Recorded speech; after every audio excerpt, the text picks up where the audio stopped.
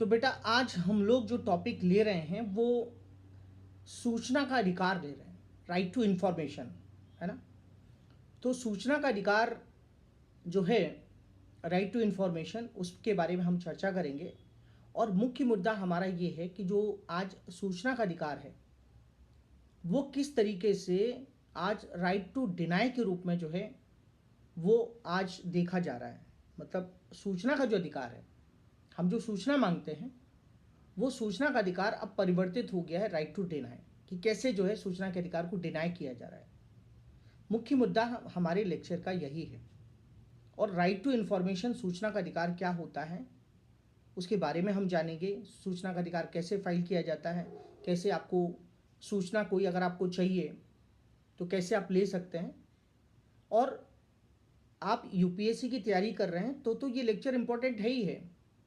और आप नहीं भी कर रहे हैं, अगर आपको एक सशक्त एक नागरिक बनना है, सरकार से सूचनाएं मांगनी है, तो भी आपको ये लेक्चर आपके लिए इम्पोर्टेंट है ना।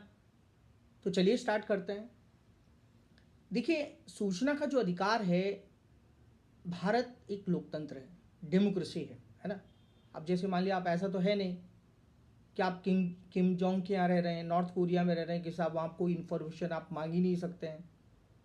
तो कहने का मतलब है कि अगर आप किसी हिटलर के यहाँ रह रहे हैं, है ना, या किसी डिक्टेटर के यहाँ रह रहे हैं, तो आप कोई सूचना नहीं मांग सकते हैं। लेकिन अगर आप लोकतंत्र में रह रहे हैं, है ना, डेमोक्रेसी में अगर आप रह रहे हैं, तो लोकतंत्र का मतलब क्या होता है? लोकतंत्र का मतलब यही होता है कि जहाँ आपके पास राइट्स होते हैं, अधिकार होते हैं, आप सरकार से पूछ सकते हैं, सरकार से कुछ बातें जान सकते हैं। यही तो लोकतंत्र है। लोकतंत्र का मतलब तो वही है ना। अच्छा, एक चीज़ और सबसे इम्पोर्टेंट समझ लीजिए आप, कि लोकतंत्र का मतलब क्या होता है। जनता का शासन, जनता के लिए और जनता के द्वारा, यही तो मतलब है लोकतंत्र का। क्यों बेटा? तो अब चूंकि हमारा जो शासन है वो जनता का है, जनता के लिए और जनता के द्वारा है, तो आरटीआई का सिद्धांत क्या है? आरटीआई बेस किस पे है? इसी पर तो बेस्ड है, इसी चीज़ पर तो आधारित है कि जनता जो है भाई, वो डायरेक्ट तो शासन नहीं करती है जनता, क्योंकि जो लोकतंत्र होता है वो दो प्रकार का होता है। एक डायरेक्ट डेमोक्रेसी होती है जहाँ पे नागरिक खुद कानून बनाते हैं। अब जैसे स्विट्जरलैंड है, वहाँ पे जो है आप देखेंगे कि कानून वहाँ खुद ही बनाया जाता है जनता के द्वारा, जनता उसमें पार्टिसिपेट करती है कोई कानून बनाने में।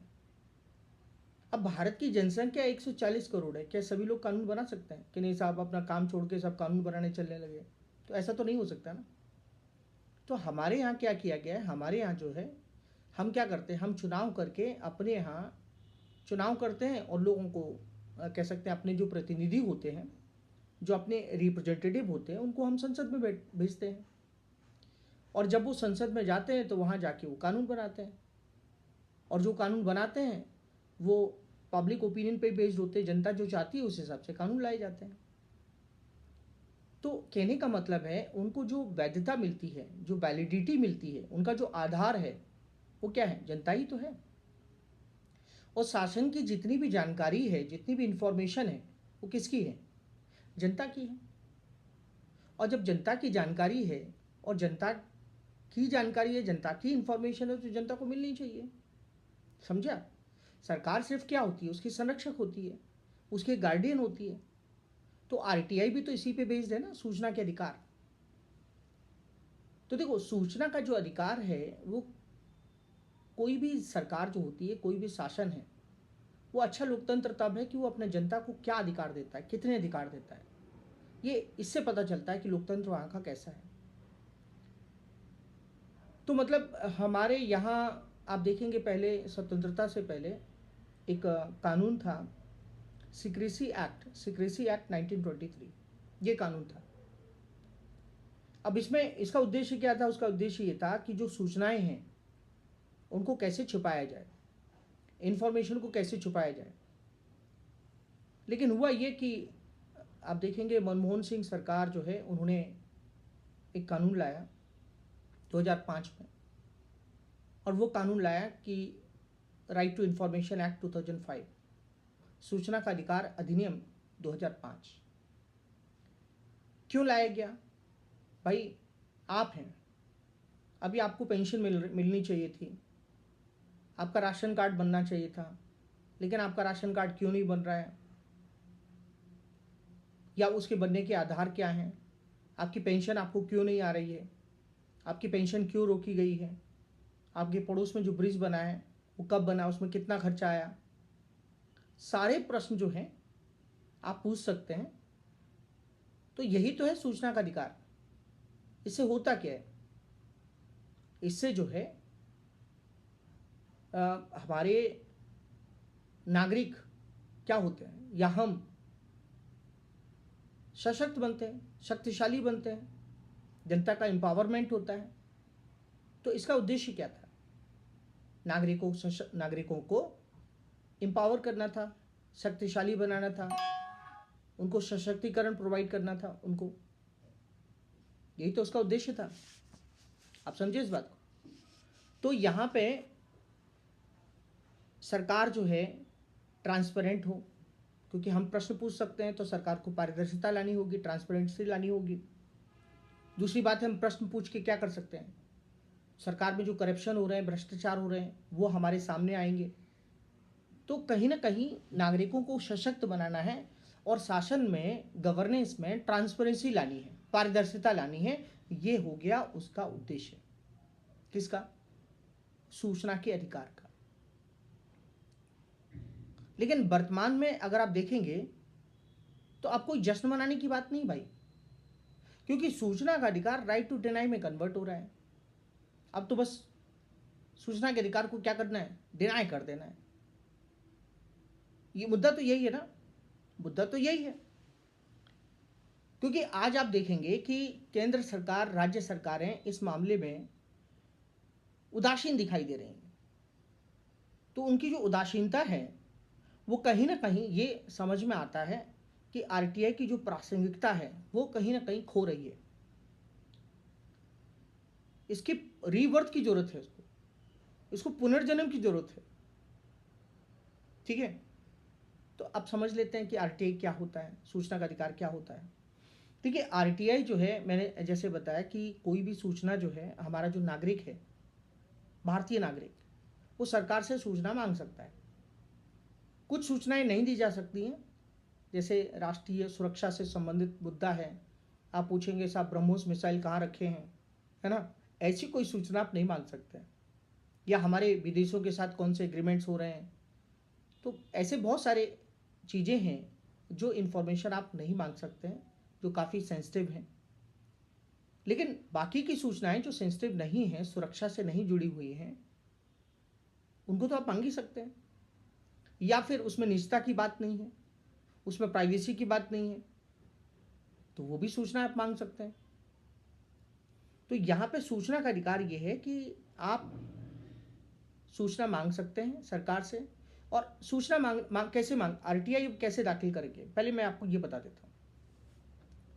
देखिए, सूचना मांगनी अगर आपको है, कोई भी सूचना मांगनी है, जैसे मान लिया फॉर एग्जांपल आपको सूचना मांगनी है कि हमारे यहाँ ये सड़क बनी है, ये सड़क का कॉन्ट्रैक्ट किसको दिया गया है, और सड़क जो है ये, इसमें कितना खर्चा आया है, एग्जैक्ट कितना खर्चा आया है, और कब कब इसको रिपेयर किया गया है ना, कॉन्ट्रैक्टर का नाम क्या है, तो आपको सारी इन्फॉर्मेशन आपको दी जाएगी। यही तो सूचना का अधिकार है।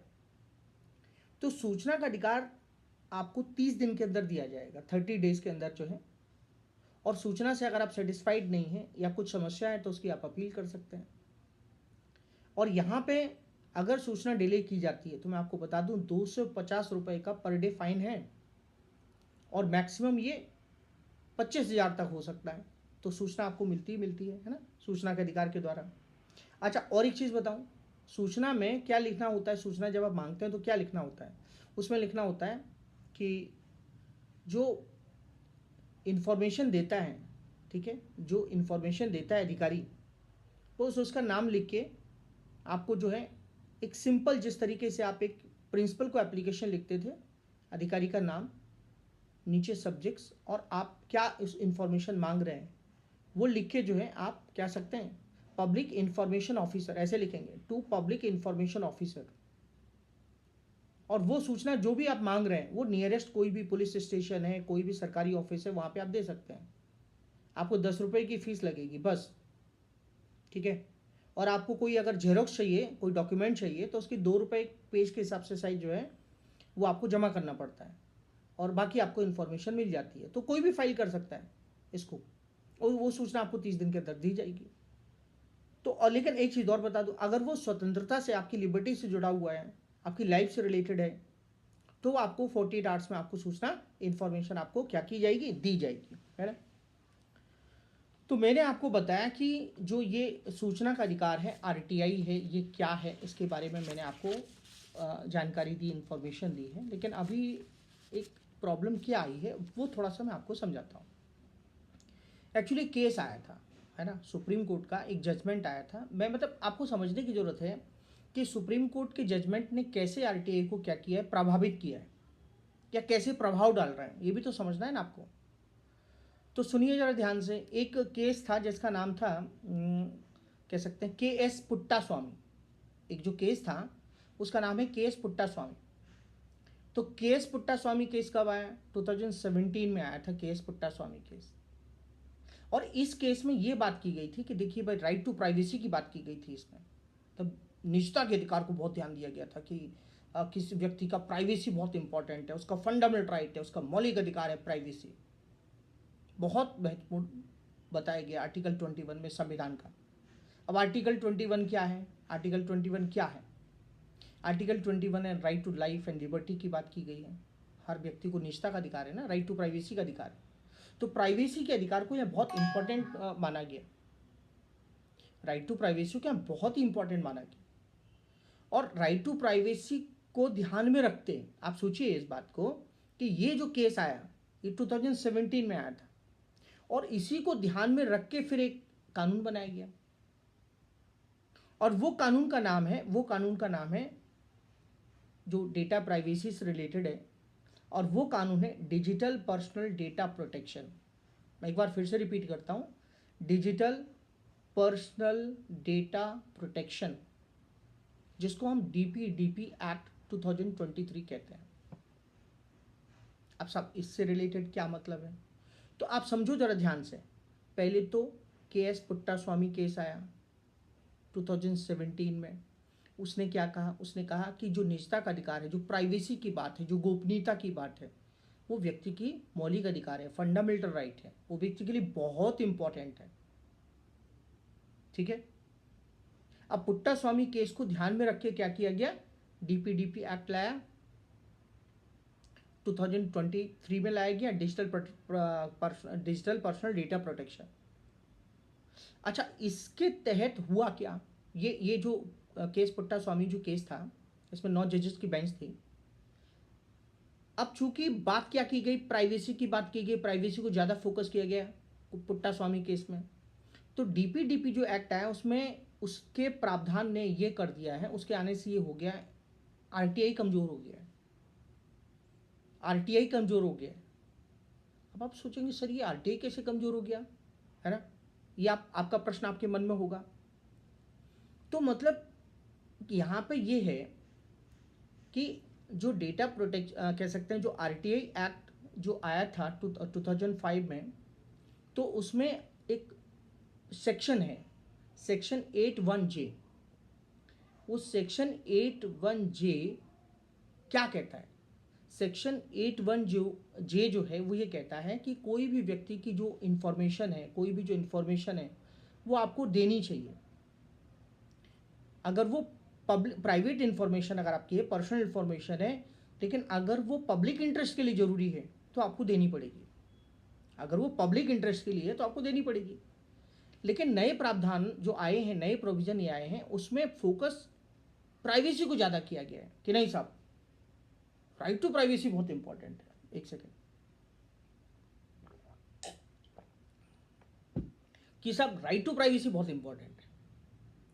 तो अब क्या होगा? अब सूचना के अधिकार जब आप मांगेंगे तो वहां पे क्या किया जाएगा? वहां पे पर्सनल इंफॉर्मेशन की बात की जाएगी, नहीं साहब ये तो पर्सनल इंफॉर्मेशन है, और पर्सनल इंफॉर्मेशन के आधार पे ये व्यक्तिगत जानकारी है ना, और ये व्यक्तिगत जानकारी है क्योंकि DPDP एक्ट है ना, वो क्या करता है, वो इसी बात पर फोकस करता है कि अगर किसी व्यक्ति की जानकारी जो है, अगर वो पर्सनल है, पर्सनल का मतलब क्या हो गया कि जैसे मान लिया कोई अधिकारी है, उसकी प्रॉपर्टी मान लिया आप जानना चाहते हैं कि उसकी प्रॉपर्टी कितनी है, मान लिया वो अधिकारी बन गया, आईएएस बन गया, आईपीएस बन गया।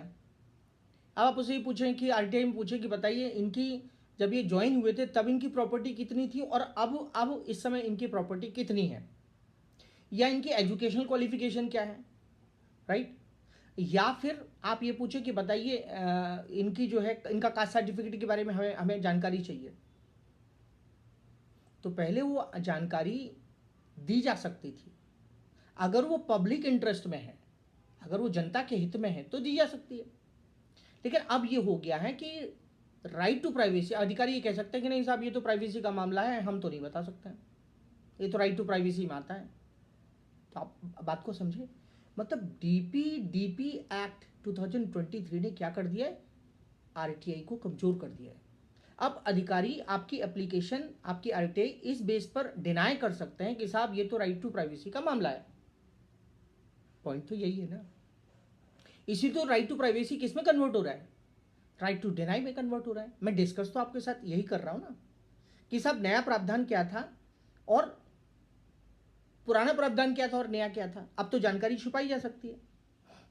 मैं एक एग्जांपल आपको बता देता हूं। देखिए अभी क्या हुआ था कि अभी जो इंफॉर्मेशन कमीशन है उसने एक अपने आदेश में 2016 में बताया था कि मोदी जी को और स्मृति ईरानी जी को अपने जो सर्टिफिकेट हैं उनका जो विवरण है वो देना पड़ेगा, आरटीआई में मांगा गया था। तो उनको बताया था कि इनकी जो मार्कशीट वगैरह वो दिखाई जाए। तो दिल्ली हाई कोर्ट ने अभी ये कहा है कि ये व्यक्तिगत जानकारी है, पर्सनल इन्फॉर्मेशन है, और पर्सनल इन्फॉर्मेशन किसी पब्लिक इंटरेस्ट से नहीं जुड़ी हुई है, इसलिए ये जानकारी देना जरूरी नहीं है। मैं अभी की बात कर रहा हूँ, दिल्ली हाई कोर्ट का निर्णय है, डिसीजन है ये। तो अब यहाँ पर देखो कि क्वेश्चन क्या बेटा, क्या हमें सोचने की जरूरत क्या है। यहाँ पर आप एक क्वेश्चन लिखिए, how to balance privacy, how to balance privacy and RTI, है ना। बैलेंस करना है कि राइट टू प्राइवेसी और आरटीआई में कैसे बैलेंस क्रिएट करना है, ये बात को आपको सोचना पड़ेगा। थोड़ा सोचिए, है ना। और आप देखिए कि यहाँ पे एक सबसे इंपॉर्टेंट बात ये भी है कि जो डीपी एक्ट है उसके द्वारा जो आरटीआई में अमेंडमेंट हुआ है, तो क्या ये पारदर्शिता के लिए खतरा तो नहीं है, ट्रांसपेरेंसी के लिए खतरा है या जरूरी है ना।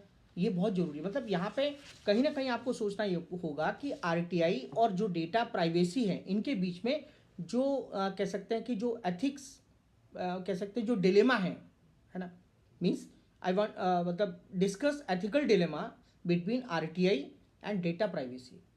मोस्ट इंपॉर्टेंट पॉइंट फिर से मैं डिस्कस करता हूं, आरटीआई और डेटा प्राइवेसी के बीच में नैतिक दुविधा पर चर्चा कीजिए।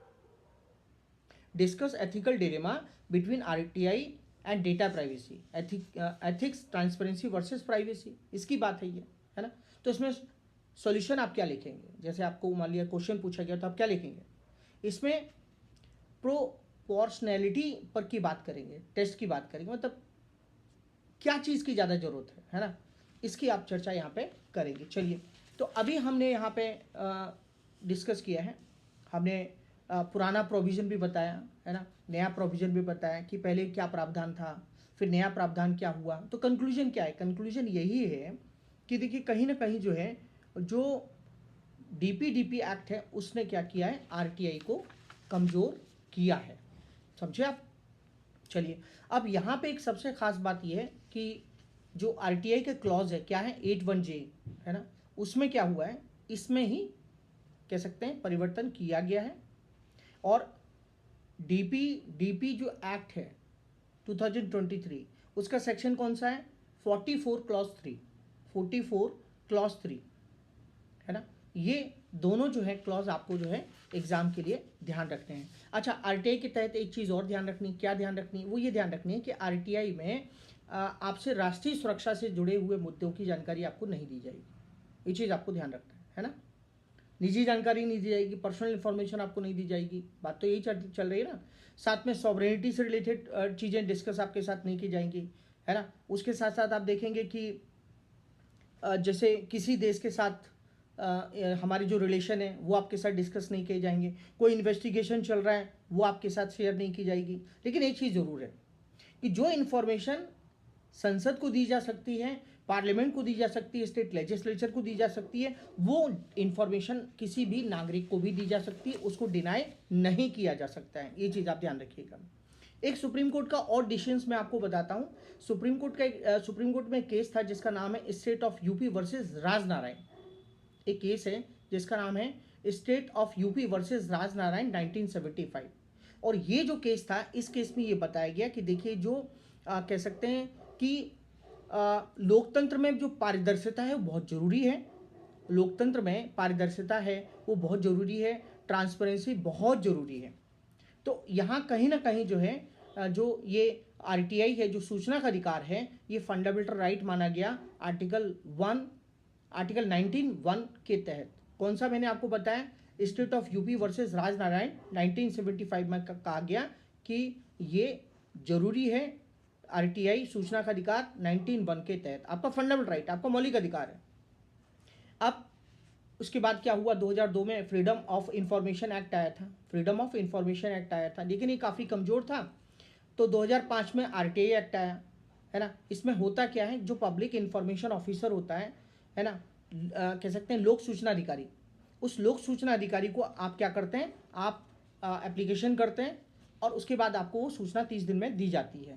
और अगर आपको अपील करनी है तो आगे आप सेंट्रल इंफॉर्मेशन का जो कमीशन होता है उसको कर सकते हैं, या फिर आप जो एसआईसी होता है, जिसे हम स्टेट इंफॉर्मेशन कमीशन कहते हैं, उसको आप जो है कह सकते हैं कि दे सकते हैं, अपील कर सकते हैं।